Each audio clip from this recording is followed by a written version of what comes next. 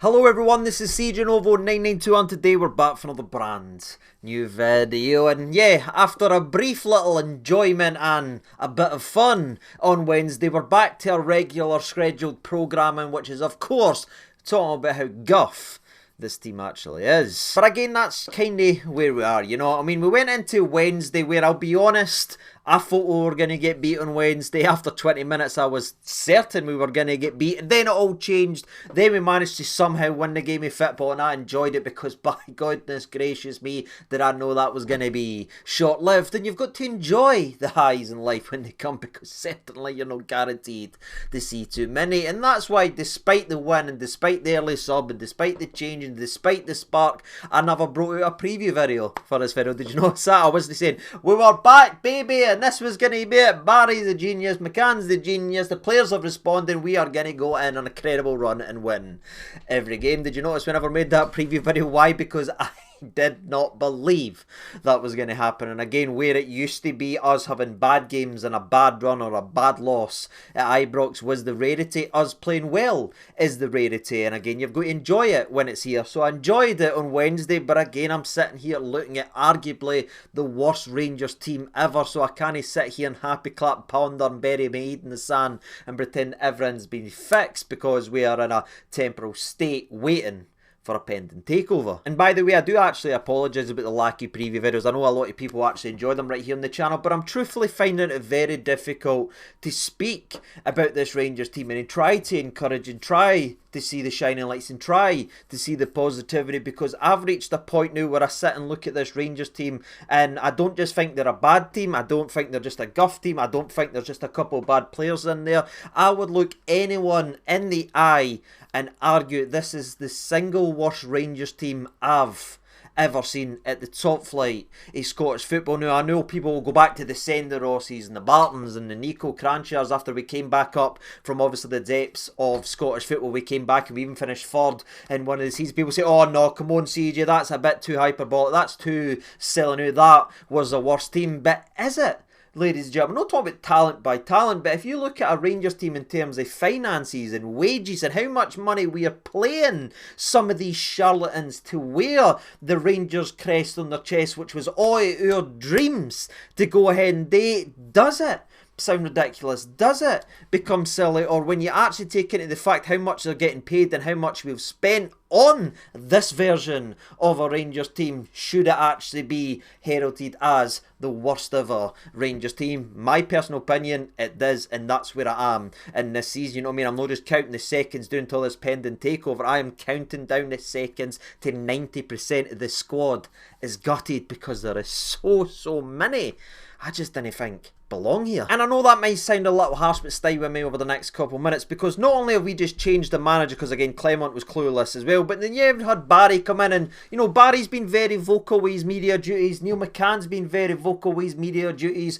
agreeing on certain personnel and certain decisions, but then you're seeing one game after, or one game removed for Rugby Park, them going ahead and trusting and relying on the exact same players that keep delivering us, slopping the handling in the Salah, which I praised on Wednesday night because it was the right decision and it made the right decision clearly as we went ahead and won the game. To see him bombed out the squad and be nowhere to be seen, yet still the experienced players who continue to sell the jerseys every week still get first dibs, first get paid, and there's zero repercussions and there's zero consequences for experienced players to play well or play poorly in a Rangers team. But by God, don't you ever dare, if you're a young player, play under the standard, or you will be ripped off, you will be played out of position, you will be bombed out the squad, whilst again the experienced players continue to fail week in and week out. And that is a real frustration to me, because at least one thing I was hoping, where I wasn't expecting miracles, and I did know, and we obviously did talk about this right here on the channel, that these players would let down my hero and these players would frustrate me, because I would then have to be negative and I would need to say stuff to Barry Ferguson or about Barry Ferguson that I didn't want to say. But again, as a player he was flawless to me, but as a manager he's already shown the signs and shown the mistakes that the previous guys have done in the exact same position, and that's been fooled by the likes of Wednesday and the response and the character and the desire and the eye to eye Baza, man, there has been so many managers in your exact same boat that's been fooled by the exact same tricksters. You know what I mean? Ask Clement, ask Beale, ask Gio about a lot of these players and what they say on one day and what they know, but you've just got the full experience now as a management team, what it's like to manage this group of players and trust these experienced individuals that are clearly on the decline and have been for a very long time. You're talking about the highs on Wednesday, followed by sleepwalking on a game on Saturday and barely putting a fit in for the majority of the game. That's the Rangers experience right frickin' there, and it's been that way for a while. Turn up midweek, didn't do it at the weekend. Is any Rangers fan truly shocked anymore? So I'm pretty disappointed in the fact that we are trusting the same players and some of our handlings of our younger players and inexperienced players, and how we're still using others try to facilitate the experienced players that aren't playing too well. That is my big frustration, because I was really hoping there'd be a wee bit of a shake-up, especially domestically, right? Because I'll be honest, I'm gone to Turkey midweek, you know what I mean? I'm gone there because I love this club with every fibre in my being. Now, do I love these players? No, in fact, I'd go as far to say it's hard for me to say I like the large majority of them, because truly I didn't trust them and I didn't believe in them. Now again, that isn't on every individual. There's certainly players there, you know, I'm a big fan of and I like and you could be a part of the future, but I didn't love this group of players, and I think that's been shown all season long that I didn't trust them. And I think the results, the likes of the last 3 home matches at Ibrox, you know what I mean, of a scoreline of an aggregate of 5-1 in favour of the opposition when you're playing Queen's Park, St Mirren and Motherwell, is that good enough? Is that what we've to accept? It isn't for me, so I'm not going to get blinded by, oh, we love this guy, oh, I didn't. Ladies and gentlemen, the club is what matters to me. That is what I support. I'm not one of these guys that goes from club to club based on who's actually playing them. I support the badge. The ins that's wearing it are temporary, and I feel like a lot of them time should have been over a long time ago. But again, we can't keep talking about past mistakes. What I am referring to right now is that is now has to be their ticket punched again. Surely it is domestically. Now again, in the European stage, I'm going into Turkey and I believe this Rangers team will get a result, or at least a performance, because every single Rangers fan, in fact every fan that's here to laugh about how bad Rangers is, knows Rangers in Europe try and they work hard. And I think if you asked anyone and done a wee old spreadsheet, if you will, of people that believe this Rangers team will play better, every single one of us would say aye, they'll play better, aye, they'll try harder, and aye, they'll leave everything out there on the grass midweek when we go to Istanbul, right? But again, the exact same people would vote the other way, because we all know we don't get that same level of effort, work rate or desire domestically. And look, the league's gone. I know it is. It's been that way for a very long time. I think if we all, for being honest, even in my league prediction video, we were sort of joking around and out, but we knew we weren't going to win a league today. But the standards and how far we are falling is truly embarrassing. And I know the league's gone, so people can try and make excuses and be like, well, it's just about Europe now and the players know that they're keeping themselves fit. I didn't believe in any of that nonsense, you know what I mean? I feel like every single time you pull on a Rangers shirt, you should be emptying it, leaving everything in the tank. Now again, that might be a bumper sticker, that might be birthday card pish to a lot of people, but playing for Rangers still means something to me, and I wish people in that dressing room and I wish people in the building felt that way as well, because we've got bodies just sleepwalking games domestically that couldn't care less. And for me, that mindset and that belief and that attitude should be nowhere near that starting 11. And I feel like with the change of manager, again, it's no the big new manager or this will be the fresh ideas. I know Barry's had very, very little time, but he's already repeating mistakes that Clement's made all season long. But again, even with the change of manager, I'm sitting here looking at the exact same type of reaction. So I'm coming out here pretty strong domestically. I think a lot of these players, that's it. Now, you know what I mean? Domestically, they should all be chipped away and they should all be getting replaced, or they should be all be given opportunities to those that's waiting in the wings. You know what I mean? Because just how bad can it actually be? I'm talking about 3 teams there, Queen's Park, St Mirren and Motherwell, beating us at Ibrox an aggregate score of 5-1. You're telling me playing the likes of Rafael Fernandez or Finlay Curtis or Bailey Rice or Egeman in his natural position of a number 9 rather than facilitating Dessers, who's not going to be here next year, and prioritising that failure of our experience is better for the long-term this club. Is that really what we're saying? The way that Nisala's chucked to this wayline now, and you'll not see him again, that's the betterment of this club. Now again, these players like Egeman and Nisala and that, they've been poor, right? And they have been. Egeman, I thought, was really poor the day. Nisala has been poor over the last couple of weeks, but who are we talking about that's playing beside them? Are they playing much better? You know what I mean? You're talking about Proper. Is anyone actually going to look me in the eyes and say Robin Proper's been playing better than Clinton Nisala, who has been bombed away for the squad? No. So who's got the future? Is the future with Proper, or is the future possibly with Nisala? I feel like we should be prioritising that. And again, how bad can Rafael Fernandez actually be performing and training when that guy's sitting at the sideline watching the continued line of guff that we are seeing for the centre-back position? Now, big Leon Balogun came in the second half and obviously played better. You know, Motherwell never really had a sniff in the second half because we had a centre-back able to win a header, win a 50-50 and actually put a bit of strength in there. But again, we know, as much as we love Leon Balogun, and I really like Balogun, I think a lot of people actually know that. Unfortunately, we can't rely on him because he is very, very injury prone, right? But again, we're looking at guys that we're mentioning names. Why are they not getting played now? Surely, and I mean surely, where we are domestically, we are in a prized possession to take what is a massive negative and try and take some sort of positivity, and that is planning for the future. Because see, beating the likes of Motherwell today and maybe winning a couple games here with like the Dessers and the Lawrences and the Propers and the this and the Ridvan at right back and all this stuff here and all these wingers here. See, we playing all these experienced players and even the Jackie Butland's knew where we are, but again, that's a different conversation. That's no fooling me anymore. That's no coming across the old eyes and I'm like, oh my god, they're really good. No, I want rid of them all, ladies and gentlemen, because their experience that they're bringing to that dressing room is on how to lose.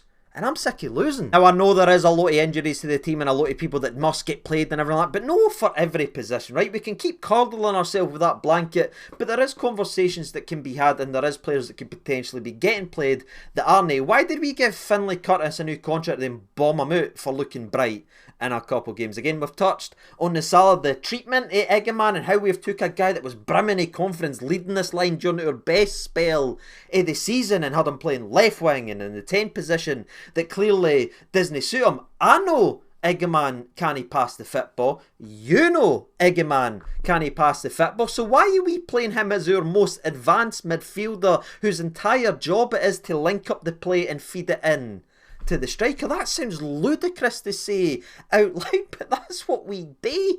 Why? So we can play Dessers up front. And look, Dessers scored today, but he also gave a goal away in the first half. You know what I mean? He gave a goal away and he scored one today, ladies and gentlemen. That is the Dessers experience, right? And people might say, oh, but he keeps you in games. Aye, he keeps us in games, but he also puts us in threat of losing games. Massive chances here, there and everywhere. And again, there's this constant cycle of purple patch and blindness every time someone like this scores a goal. But look at how many goals he's scoring. Give Egeman 20, 30 games leading the line at Rangers. Give him 30 games at number. Give Billy Dodds, the shape he's in the new, 35 games leading the line at Rangers, having 90% of the ball, 75 crosses a game, and every ball getting kicked up to an entire season. See what his numbers goes ahead and looks. Right, we need to stop getting lost every time this guy scores a goal and pretending that's him turn the corner now. It's so short-sighted to me and it drives me mental. But again, I know he scored today, but he was directly involved in the first. And I guess my main issue with this entire thing is it isn't just that Dessers is playing or anything, because I actually like him again as a person who really is a player, is what are we doing to Egeman, who was the bright spark? He's the 10, even though he's no a number 10. He's the winger, even though he's no a winger. Dessers isn't getting moved anywhere. He's the leading line. Why did Egeman not show when he was scoring hat-tricks and scoring consecutive games and banging goals left, right and centre? He could lead the line at Rangers. So what are we doing here? Again, it's more stopgap, short-sighted silliness. And I'm just sick of it. And it goes for the Dessers side. Butland, we need to have a conversation as well. Butland, has had maybe 2 games in the last 6 to 8 months. Genuinely, I think at Hearts, he was brilliant at Tynecastle to give us it. Absolutely, I hold my hands up, he was fantastic and he kept us in that game. When's the last time Butland put in consecutive games that he was good? I would genuinely argue, since Southgate came up the road to have a genuine look at him and make that decision on the England squad, since Southgate patched him and ignored him, Butland's never ever been the same. And I truly look at his form before that and then look at his form after it. As he lost that wee bit of hunger, maybe he'll say the right things in pressers, maybe he'll say the right things and he'll say that, but again, a lot of the guys in the building say a lot of things. They can talk the talk, but unfortunately they can't walk the walk. We're being pretty damn blunt here because we've reached the point of the season it's time to take the kiddie gloves off and have a serious conversation, right? Says the right things. Is he doing the right things on the park? I truly didn't believe it. I thought he was poor again today, and I think if I look at this season, has he had more good games than bad games? That scale isn't tipped this way. It's away down here. But again, he's one of the experienced players we rely on. Tavernier, you know what I mean? I really wanted Tav to have a good game today because despite how I've spoke about him this season and despite the wee jokes here and there and everything, like, people will know on this channel I was a big fanboy of Tavernier for many years. This guy's now went ahead and played 500 games for us. You know, he was presented a special achievement by John Gregg, the greatest ever guy to pull on a Rangers shirt, right? That's a truly amazing achievement. But today wasn't a testimonial or a celebration to all things Tavernier. It was a genuine game of football, and just like Dessers, Tavernier's another experienced player we continue to prolong with and force in their time and time again. And Tavernier was directly involved in yet another goal for the opposition, and it's really frustrating because I'd have loved him to have a good day and I could sit here and do a wee jobs here and just say, right, that's another good game, that's another game away, let's get to the end of the season, move him on, we all know it there, let's try and give him something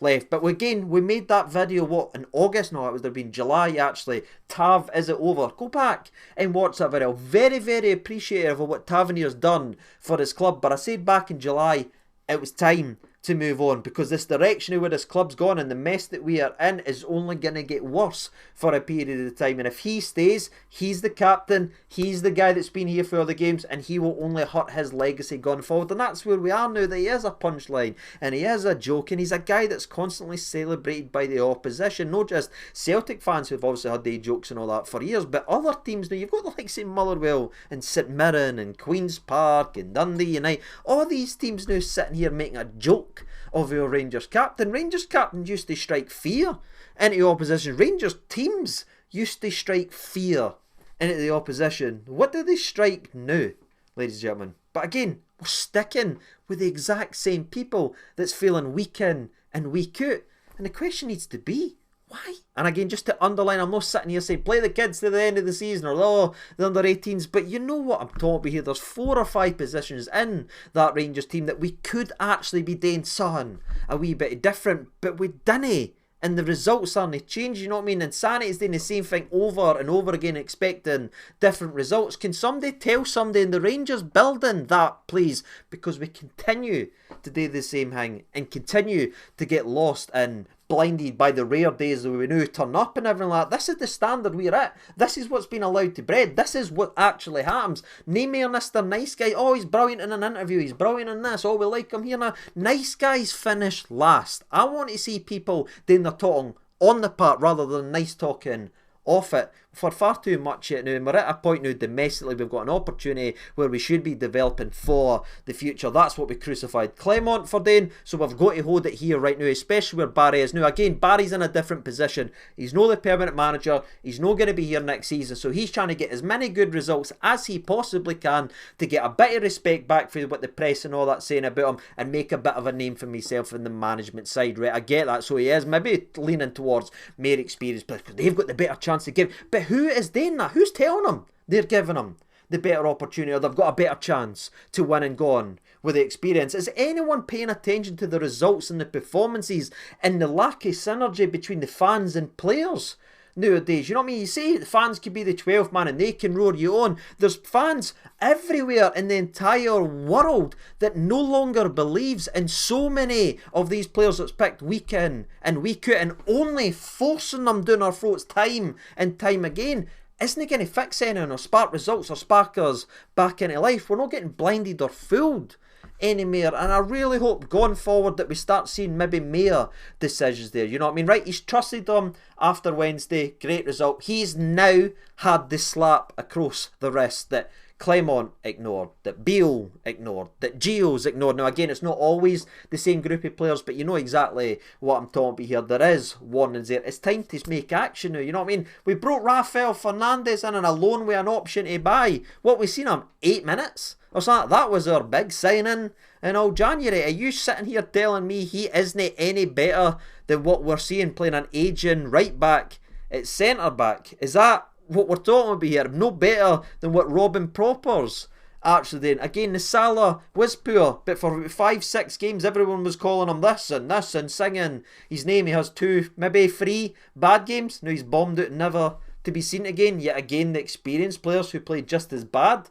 or the first name on the team sheet. Again, I'm probably repeating myself time and time again, but this maddening situation I find myself in, looking as a Rangers fan that truly loves this club to the depths, my soul is infuriated because we continue, no matter what, to make the same mistakes. I think now, drop a load of the duffers, plotting people that's going to be here next year. And Barry, I know you've only got a short period of time and you're just trying to get the best results you possibly can, but you're not going to get them relying on the experience or relying on this. Maybe it is giving the younger laddies, maybe it is playing Bailey, maybe it is playing Finlay, maybe it is trying wee different spells than actually what we're actually trying to push through right now. But aye, that's my thoughts on the game and the season and the reaction. It's no a surprise anymore. It just pisses you off because you see us doing the exact same thing here and there again. Great on Wednesday, we really liked it, but we have now become a club that is used to the rare wins and the rare good performances. This crap, what we saw the day, this crap, what we'll see next week, and the next weekend, and the next weekend after that, the next weekend, is who we are, and we continue to allow us to be, because we're relying on the same players doing the exact same thing. But aye, it's been pretty ranty, I imagine, everything like that, but that's truthfully how I feel, and I'm never going to tell you what I think you want to hear, or I'm never going to tell you what I think will get cheered, and all. That's just how I feel. I am fed up watching experienced players that continue to fail be given opportunities, while young players or different ideas or different players right there or at the sidelines get banished or punished for 1 or 2 bad games. Where is the consistency, ladies and gentlemen? That's my question. But aye, getting into the old game recap then, shall we? The game started with obviously Tavernier getting a special achievement, etc, etc. Well done for him. 500 games, especially for a team like Rangers. Double thumbs up there and everything like that. But at the same time, it's not a testimonial match. It's not a charity day. It's not a charity night. There's still a game of football to be played. And it's, you know what I mean? You just look at the first 8. Just go back. If you can, in any way, please watch the first 25 seconds of this game. And I'm not being dramatic and I'm not building towards a joke. Just look at the first 25 seconds. Because Motherwell get the ball. They punt it up. Robin Propper is weak. Headers it back. Tavernier waits for the ball, lets it bounce, it then goes to Ridvan, and Ridvan just panics because he's so one-footed and punts it out for a corner, and right away within 25 seconds Motherwell has unsettled the team, unsettled the fans in the stadium, and got the momentum of the match, because we cannot win a header. It's rotten, man. Yeah, again, they're the best we've got. But getting to the very first goal of the game then, shall we? It came obviously from Motherwell, and it starts again with more pressure. Propper here is rotten as he just gives away a stupid corner, man. You know what I mean? He's just like big lumbering giraffe, man. Just throws his head out there, just puts it out for a corner. The corner comes in. To be fair, Butland does get it. He rolls it to Dessers. Maybe that's the mistake right there. Dessers, his first touch. Oh my god, it's like he's playing with Timby's on. It is no bad. It is rotten, and he runs right in to the Motherwell player, who obviously gets a good tackle in there. Brave, powerful. You're always expecting that from Motherwell side, who were brilliant on the day, right? And it goes right to, I'm not 100% sure on who has the shot. I do apologise. I'm sort of blanking it. But it goes straight to the Motherwell player. He cuts inside. It should be a bread and butter save for Jack Butland, but somehow, some way, he spills that out directly to the foot of, I believe, it was Armstrong, and Armstrong tucks it in to the back of net, and it's 1-0 to Motherwell. Now, again, the offside flag is up, so we're expecting it to be, but then go back and watch that. Well, who's keeping them on?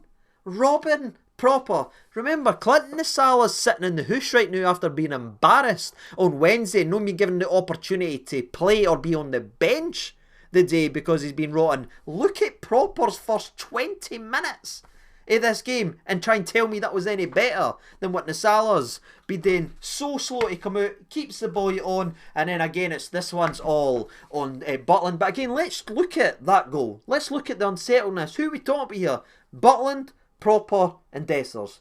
That is free experienced players. That's free players that gets picked every week, and that's free players that are demanded to be in the starting 11 and are vital cogs in their machine. Starting this game off horrendously, and every single one of them is a part of the first goal conceded. But again, they're heralded as heroes when they do one thing right after doing 50 things wrong, and there's just, again man, the standards are on the absolute floor, but that's the start of the game. But anyway, it's rotten for there. Around about 5 minutes after that, we have our first shot on target, which is a long-range effort from Diomande, who we probably owe an apology to, by the way, because even at his bang average best that he was today, he was still levels above the majority of that Rangers team, and his wee turns and his wee passes and his wee weight this and then that and everything like that was best clearly from a Rangers perspective, and even that wasn't a good performance. But when you see him bring a ball down and you see him be able to do a first touch, then you're watching it bounce off everybody else like it's a pinball machine. Maybe besides Egeman, who had got a couple other good first touches, you're just like the standard of this football again is shocking, man. It's like the players genuinely didn't care. 23rd minute sees a weird moment where it looks like Muller will do a clear back pass, by the way, which can only assume that VAR doesn't check back passes or impacts those games. As the ball comes in, the goalie picks up, but again it's one ball. Jefty's nowhere. And you know what I mean? I defend Jefty a lot on this channel because again he is a young player, and I have got this wee bit thing when the young players are going, you're going to have to stay with them up and down, but someone's got to have a wee bit of a word with him and just try to calm this guy down, because he's given Tavernier defensively a run for his money at the full back position. Nowhere for the header. Proper again is slow as a weekend in the cells, gets played in behind, and thankfully Slater ends up hitting it wide and hitting the outside of the old post rather than the inside, or it's 2-0 right there, and you're thinking, by God, we've nearly conceded a second. They went 2-0 down for the second match consecutively. Then you look up and we have conceded 2. And the way we concede 2 is just awful, man. The ball's at Tavernier's fit. What's he trying to do with the football? Gives it straight to Motherwell. One pass to Slater, and Slater puts it into the back in it. It is so painfully easily, and it's so painfully self-inflicted again from this Rangers team, and you're just sitting looking, man, this is the guys we're forcing into start line, forcing into position so they make sure they all play, and what are they bringing to the table? Like, honestly, what are they bringing? But again, if you look online, if you look what people's moaning about, it's the Egemans, it's the Jefties and everything. We just want to do that because we've got maybe some credit in the bank regarding some of these experienced players for previous moments, and we herald them up as better than they are. No, this is where we are, troops. This is how far we have fallen. It is garbage, but everybody just wants to talk about the young players and the experience. Can we start speaking about the ends that's supposed to be leading it? Is there any wonder so many of our young players go and fail in this Rangers team when the guys they have to rely on and the guys that's got their back is just as bad, if not worse, than where these young players are so early on in their career? Like, that's a statement, but it's a genuine one. But again, we're getting beaten a game of football, so it's time to talk about a couple of Dessers misses. Egeman and Jeff linked well down the left hand side. Jeff puts in a ball in the mixer. Dessers loses the flight, yeah, ends up hitting him in the shoulder. Easy save for the goalkeeper. Then Tavernier whips one into the back post, and to be fair, I thought Dessers had done this perfectly because from my angle, looked like he had burst the ball into the back in it, but he hits the outside, very similar to what Slater did earlier on in the game. But those are two big chances that were missed, and I think one of them, I think the one where it hit Dessers' shoulder was when it was 1-0. So again, we kind of need them to go in, but they never do until it's too late. And it's probably quite fitting that the half ends with maybe the best bit of football from our best player on the day, Diomande, bringing a ball down on a sixpence, hits a wee fake on him, sells the Motherwell player a dummy, cuts inside, rifles a shot from again about 30 yards and forces the best save for the Motherwell goalkeeper up and high, almost postage stamp. Big save for the goalie, but at least it was something for Rangers. So we go into half-time, you know what I mean, we need some changes because, by God, it's awful and players just aren't caring. And the subs came, and I was a wee bit shocked. Now, I wasn't shocked about the Balogun for proper. Again, Balogun is not only one of my favourite players in the Rangers team and someone I genuinely like and would trust if he could play week in and week out. But again, he is our best centre-back. Nobody will argue. He's our best centre-back. So him coming in, I'm fine with all that. Barami came in and see what I mean? Hadji was really poor on the day, and seeing Barami come on after getting the boost through the weekend, again, I can understand that he's just had the goal, might be feeling some. Let's see if he can get him. But the unit really annoyed me and the unit really pissed me off. I'm sorry, I know everybody's turning on Egeman now because that's the way it kind of goes these days and everything like that. But Egeman coming off for Tom Lawrence really, really frustrates me. And that's the first time, again, I've been really annoyed at the new management team, and it's something that continues to happen, or has happened over the last couple of weeks. Is Egeman a number 10? No. So why the hell is he playing there? Why is he then getting sacrificed again? We've took a guy that couldn't be more calm, composed and full of confidence and just ripped it to shreds, man, to prioritise somebody else playing up front. Give Egeman the exact same amount of minutes and the exact same amount of chances leading the line, and let's see what the goal tallies actually are for those that just watch games and statistics. Let's see what Egeman can do there. But no, we take off our brightest and best attacker that we've had this season, not named Cherny obviously, and on comms, Dommy Lawrence. In fact, the football was so bad, the only way we actually scored in this game of football was actually a horrendous pass for Ridvan Yilmaz that Motherwell just, I don't know if they make a mistake or they let it go, but it ends up going through and goal. And to be fair, Dessers' finish is absolutely brilliant. But again, he always scores the hard chances. It's the 3 or 4 easy ones that he misses when we're in games of football. We're no behind and we need him to take to get the fans up, to kill the appetite, to kill the belief of the other team that doesn't seem to go into the back of net. But again, Dessers, he scored, so let's just continue to tie our hopes to him for the rest of the season and going forward, because it's enough to some people. I just didn't get it, ladies and gentlemen. Right, good finish and everything like that, but again, it is a pass that's just left to go through on goal, and then you're looking at Ridvan again, who was driving me mental. And this is it, right? He comes in for a game, he'll play well, then he gets trusted to go and play again, and it never goes. And you're looking at right hand side of Rangers. What's really surprised me, when the likes of Neil McCann is in the building, who was one of the most out and out wingers I can remember ever playing for Rangers, right? Being able to watch Ridvan and Cherny, who are both left-footed on that right-hand side, both of them running up and doing the exact same thing, right? If you pay attention to the way Motherwell was shaped, look at the left-hand side in Motherwell. They weren't out in the wing or getting the old chalk on the bits or anything like that. They were 5-10 yards inside all day. Do you know why? Because the two players just wanted to cut in and do the exact same thing. Now, Cherny occasionally works with the right fit and tries to do that. But again, Motherwell had nothing to worry about. They just sat in here, and every single time the ball went, poof, and they just ran into them.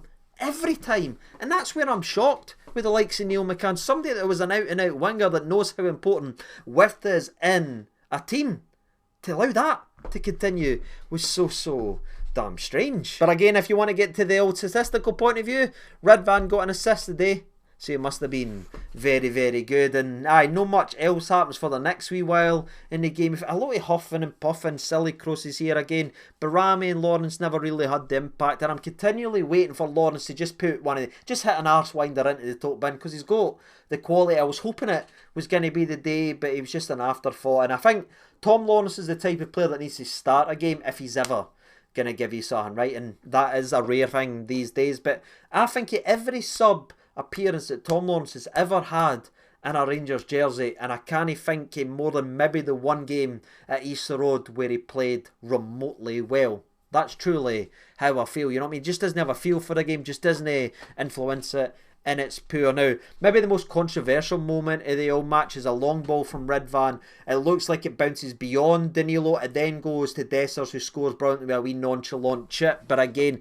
it is then given for offside. And this one is controversial because they're saying that Ridvan touched it. I believe now, at first I thought that Danilo's hit it and he did the own or something like that and just went in. So that was like fair enough. Then I thought maybe it's because of the foul. Maybe Dessers has shoved him in the back, but it wasn't that. They're saying that it hit Danilo's knee and went through to Dessers. Now again, at the time we were recording, I've not seen like a clear angle of it, but all I can assume is if they've had every angle under the sun and if they took as quickly as they did to make the decision, there must be clear evidence. So I'll hold my hands up. But again, from my angle, I didn't look at. You can let me know down in the comments section if you've seen a different angle to suggest it didn't. But maybe it is another VAR mistake. I know VAR just made a big mistake in what would the Easter Road, was it, against Celtic with the Hibs? They made a mistake there. Maybe it's yet another one for VAR. Who knows? But again, at the same time, I'm not going to sit here and greet about VAR today because we're playing that badly that we need to rely on something like that. And even if it does go in, is that enough for this team? Was there enough fight there? Was enough bite there?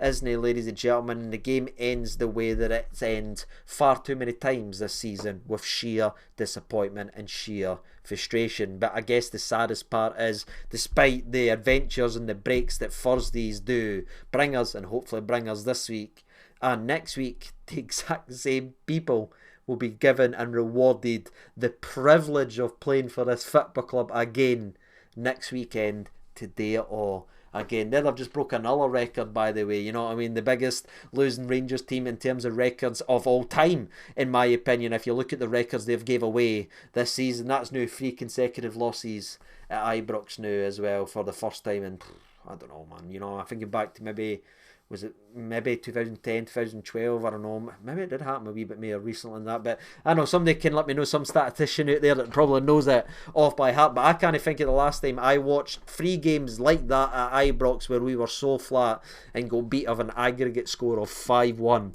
of Queen's Park, St Mirren and Motherwell. And that's how I'm ending the video, by talking about what I said at the start. This is, for me, pound for pound, wage for wage, the worst ever Rangers team I've ever seen. What about you? Let me know your thoughts and opinions down there in the old comment section below. I will see you on Tuesday because it is a massive game in Europe and there is things that we need to talk about. And again, I will then see you on Friday if you just want to wait for the reaction, because I'm going to fly home from Turkey and I'll make the video on Friday, which will hopefully have a massive smile on my face. Didn't have one today, but could we expect any different from what we get given week in and week out from the same players that get rewarded with the old starts? But that's my thoughts and opinions. Please let me know yours down in the comment section below. And as always, I've been Siege92. Thank you so much for watching. All the best and bye-bye.